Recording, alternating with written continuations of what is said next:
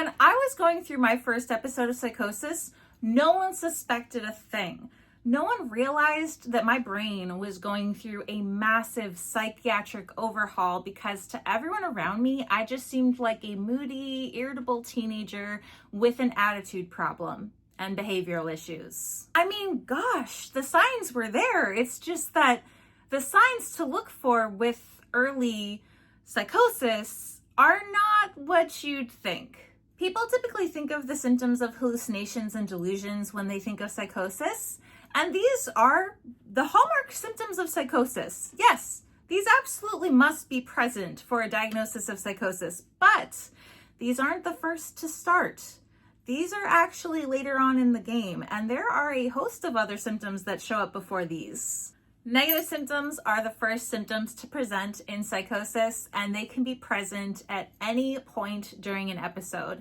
They may be the first to show up and the last to leave, and they can be debilitating. They may not be as big and flashy as their positive symptom sisters, hallucinations and delusions, but they make their impact. The thing is, this form of altered reality that negative symptoms cause is not the kind of altered reality we think of when we think of psychosis. It's more like a diminished reality where everything is subdued and dampened. In a world of loss of expression, loss of speech ability, loss of social drive, loss of any drive, negative symptoms are king, and negative symptoms deserve more than enough than even just this one video can contain.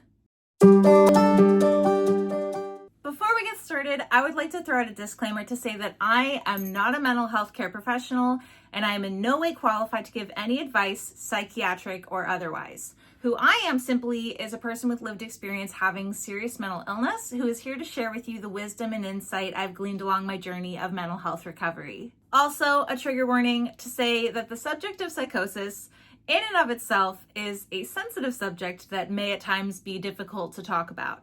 So if at any point during today's video I say anything that may be upsetting or triggering for you to hear, you are more than welcome to leave. In this video specifically, we will be talking about severe symptoms of psychosis and their consequences. So if that in any way is not your cup of tea, you are more than welcome to leave. Now let's start with a little breakdown of positive and negative symptoms because you really need to understand one to understand the other. Now, first of all, positive and negative do not mean good and bad. And I cannot stress that enough because so many people get up in arms over the verbiage. And listen, I get it. Positive can sound like it means good, but positive can also mean testing positive for COVID. So let's just be clear here that positive is not always a good thing. Positive just means an addition, a presence. It's adding to something, okay? And a negative would be a subtraction, it's a loss, it's losing something. Positive and negative are not good and bad. Positive is an addition and negative is a subtraction. Despite how many people get very confused when I say positive symptoms, I think the positive symptoms are kind of easier to illustrate. Again, positive does not mean good.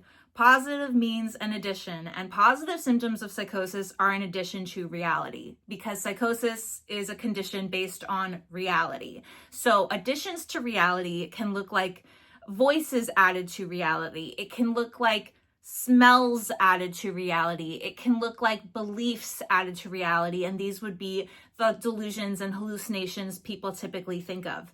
These are additions of reality. So positive additions, additional voices, additional senses, additional beliefs. That makes sense, right? Now, losses of reality are negative symptoms. These are losses of things that would normally be a part of your everyday reality. And that can be a little bit trickier because this isn't like losing your entire sense of smell. That I think might be what some people could think of as a loss of reality. This is more like losing aspects of who you are. This is like losing fundamentally who you are. And it can really be striking, honestly. That's why so many people thought for me I had like behavioral problems, because my losses of reality were things that made me seem somewhat off-putting. For instance, I'm a really animated person. I gesticulate. I'm extra. Like, I'm always emoting at 100%, okay? So to lose that, to lose my expression and my speech pattern, and to become emotionless, it's pretty jarring. It's a big loss. Now, these symptoms are oftentimes just as debilitating as the positive symptoms, and I know a lot of people who actually say that they struggle more with the negative symptoms in their day-to-day lives. Negative symptoms, for one thing, can't really be treated with medication the way positive symptoms can. So for a lot of people who live with psychotic disorders, even while medicated, they may still have psychotic symptoms. They're just not the symptoms you'd think of with hallucinations and delusions. Psychotic symptoms that really impair a person's day-to-day life can be things like not bathing, not eating, not going to work, not returning phone calls, things that, well, might not seem like symptoms at all. So let's dive into what these symptoms actually are. Today I'm going to go over 5 negative symptoms: anhedonia, avolition, asociality, flat affect, and alogia, in no particular order. I suppose we'll start with flat affect because I already kind of touched on this one. And a flat affect or blunted affect is having little to no emotional expression. So a person may show minimal emotion, they may show no emotion at all, and they may have emotion, it's just not coming across, or they just do not have emotion. It's a bit of a severity scale. So like anything with psychosis, there is a spectrum. And for me personally, I only really know through what people have told me what I was like that I had this symptom, but it's not like I was looking in the mirror. It's not like I could see myself and be like having a conversation with myself in the mirror. But to other people, I was monotone and like I just was very flat. You know, I didn't really give off emotion. I didn't seem all that engaged. I'm sure I felt a wealth of things, but they didn't come across. And I'm sure there were also times where I just didn't feel much of anything at all. There were times where I was very, very numb. But even if there had been any emotion, it wasn't getting through. It couldn't be expressed. The best way I would describe the feeling I had in psychosis of being dampened like that was that I was underwater and I couldn't reach the surface. So everything took immense effort. Showing emotion took immense effort, and things that shouldn't take any effort at all were exhausting. So having conversations with people were exhausting, and being engaged was exhausting. And I would say that it was like I was trying to reach the surface and I was kicking my feet as hard as I could, and I just couldn't get to the top. And that was what my life was like, always being somewhat underwater, not being able to reach the surface. And I think that's how it comes across in my expression when I'm psychotic, that I'm not quite there at the surface with you. I'm somewhat submerged. I can't quite reach my face. Like my expressions on the inside aren't reaching this, right? What's here in front of you, my face, obviously is the surface of my body, and there's this disconnect between what I'm feeling inside and what I can present. So it's flat, it's completely blunted, and I cannot show my internal world to the outside world. And that disconnect is pretty stark. I'm so far away from any connection to my body that I'm not aware even what I might look like. I think this symptom actually runs a lot deeper than just looking expressionless and having a monotone voice, because there's a person inside that's not getting through. And that's really what it comes down to, is that the person inside is not coming across. So whatever activity is on me is not reaching other people, and people have no idea what's going on in my inner world. Now, probably my personal favorite symptom to talk about would be avolition, and I really like talking about this symptom because I think it is the building blocks symptom of all negative symptoms. I think this symptom can be shown in just about every single other negative symptom. And so avolition is a loss of drive. It is a loss of motivation. It is losing that ability to follow through on commitments, to do the thing, whatever the thing may be. It's not the same as executive dysfunction, where a person may not be able to perform a task, but can perform other tasks. This is total shutdown. This is an inability to anything at all. This is where you get those pretty common symptoms of not bathing, not eating, not following through on anything. Like, I would not even get up to go to the bathroom, right? My avolition was so intense that I would sit on the couch until I practically had to pee my pants because I couldn't even bring myself to stand up. Avolition is so intense. It is like this really crushing weight that just presses on your brain and makes you go blank. You can't even think to do things. Or if you think you want to do them, you can't bring yourself to do them. You can't bring yourself to pay bills. You can't bring yourself to go to appointments. It's pretty much anything that takes motivation. So whatever aspect of a person's life may require the minimal, most minuscule amount of drive may be affected. And this is not laziness, because trust me, people with avolition don't want to live like this. Like I wanted to do things. I would sit on the couch and I would watch the clock on the wall across the room, and I would just see the hand go around and around, and hours would go by and I wouldn't move. I wouldn't go on my laptop. I wouldn't go on my phone. I just sat there. I wouldn't even cross my legs. I was just completely immobile, not because I liked sitting on my ass not doing anything, but because I simply couldn't. I just couldn't. And there's no explaining it. It's an inability. It's a loss. It's not a choice in any way. It's not laziness. Some people's avolition can be so bad that they may get matted hair that needs to be cut off. They may lose teeth because they're not brushing their teeth. It's really much more severe than simply not wanting to do something. Then you have anhedonia, which is a loss of interest or pleasure in doing things you'd normally love to do, or really just like a loss of pleasure in anything, whatever hobbies you may have would go out the window. I, for instance, really love art, and I'm an artist. I'm a rather prolific artist, and I create constantly. I'm always making stuff. I'm always jumping from one project to another. But with Psychosis, I couldn't create for 3 years, and it killed me. I felt like I couldn't even call myself an artist anymore because I had not drawn a single line in so long. And I wanted to, but I just couldn't bring myself to do it. I didn't have any satisfaction in my interests anymore. They didn't bring me joy. They didn't bring me anything. I might be able to push myself to do something, but it would be a huge undertaking and I wouldn't like doing it.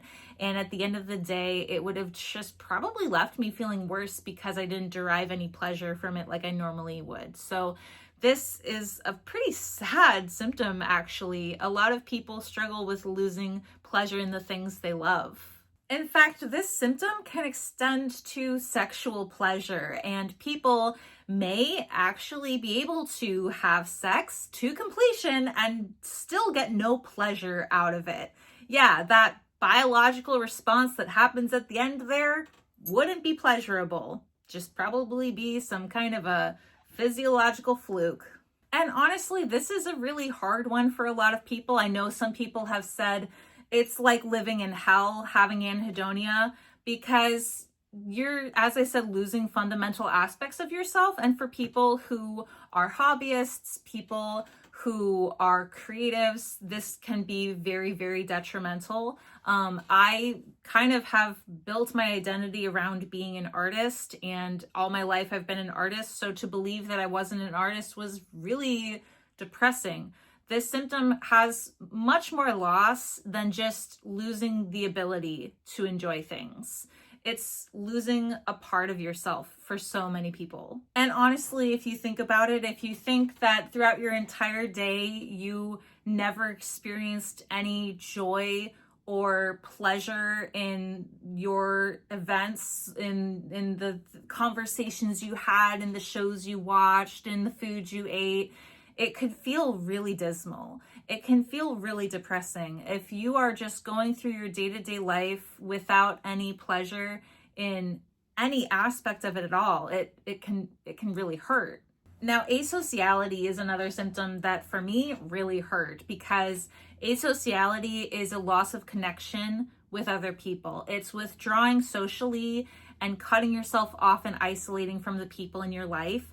And as a person who really values community, who is super huge into family and friendship and works really hard to maintain relationships, this was a massive loss. I always talk to my family across the country, like every day. I will call a friend or a family member and talk for an hour. That is just who I am. I am always connected. And when I pulled away from those people, the people who could rely on me to have a conversation every week, it was massive. I cut myself off from everybody who mattered the most to me, people who could have helped me, which is part of what makes psychosis so hard, is that you're actually in psychosis compelled to push away the people that could help you. It's a double-edged sword, because it not only hurts you, it hurts them. And I know for a lot of my family, they were left in the dark and didn't know what I was going through because I isolated so much. Interestingly enough, asociality doesn't mean that the person experiencing it doesn't want social connection. They may want it. They just don't really have the connection in their mind to allow it. Like, it was hard. It was hard having relationships in psychosis. That same effort that I mentioned with the Anhedonia, that it would take to force myself to make art and then derive no pleasure from it, was how asociality felt. I didn't have any drive to connect with people, and getting texts was exhausting, and trying to hold a conversation was enormously stressful. It was really hard to have people in my life, and I can't really articulate why it works like that. It just does. It's that I can want to have my family as close to me as possible, but be absolutely burdened by their presence at the same time, and want to push them away, and want to close in on myself and not answer my phone and not leave my room and not go out in public. Like, you withdraw from everything in your life.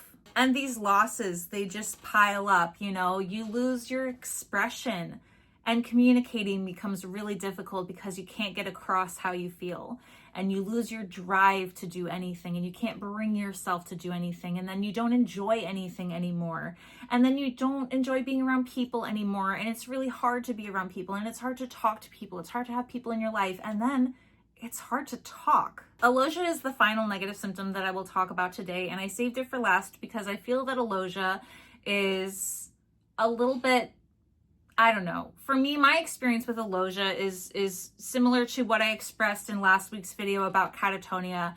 It is an inability to speak, but for me, it was so much more than that, because alogia came with thought blocking, which was an inability to think. And so we get to this place, those of us who experience psychosis, where the losses are so compounded that you literally can't speak anymore. You have a loss of speech. Alogia translates to poverty of speech, and this is basically a diminished ability to speak. So for some people, this may be full-on mutism. This could be absolutely no speech ability at all, but for other people, it may just be diminished. So they could have some speech ability, it's just less than their usual capacity. So for some people, this could look like speaking slowly. For some people, it could look like pauses between words. For some people, it's minimal. It's brief responses to questions, just the bare minimum answer.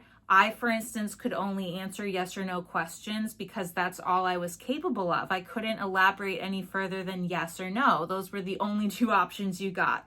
So this is a marked decrease in speech ability. All of these losses really affect a person's ability to function in their day-to-day life. Psychosis is actually considered to be one of the most disabling conditions. And this is not just because it's hard to operate a vehicle when you see ghosts in front of the dash. It's also because it's difficult to get out of bed. It's difficult to speak. It's difficult to call someone on the phone. The losses that you experience with negative symptoms are disabling in and of themselves, outside of the positive symptoms of psychosis. So I hope that illustrates for you a little bit more about what psychosis is really like underneath the surface, the kind of psychosis that people don't typically think of as psychosis. This is just as big of a deal as the hallucinations and delusions, and this affects a person's reality just as much. If your reality is muted in this way, if you turn the dial down on reality, you do struggle with everyday basic things, and having losses like your speech ability, your emotional expression, your drive, your pleasure, and your social life can really affect a person in bigger ways than I think people are giving credit for. So that's it for this week's video. Thank you so much for watching. I truly appreciate it. Let me know in the comments if you can relate to any of these symptoms. I'd love to hear from you. Also, you can support my channel by liking, subscribing, and hitting that bell for future updates to my videos. I put out videos every Thursday/Friday, as well as TikTok compilations every Monday. I also have a new merch store because the last one didn't flip and work. So there should be ads beneath this video. I still, for the life of me, can't seem to get links to actually link properly. Don't know what that's all about, but thank God we now have ads below the video. Great. Okay. That's all I have for you. I'll see you all in the next one. Thanks so much again. Bye-bye.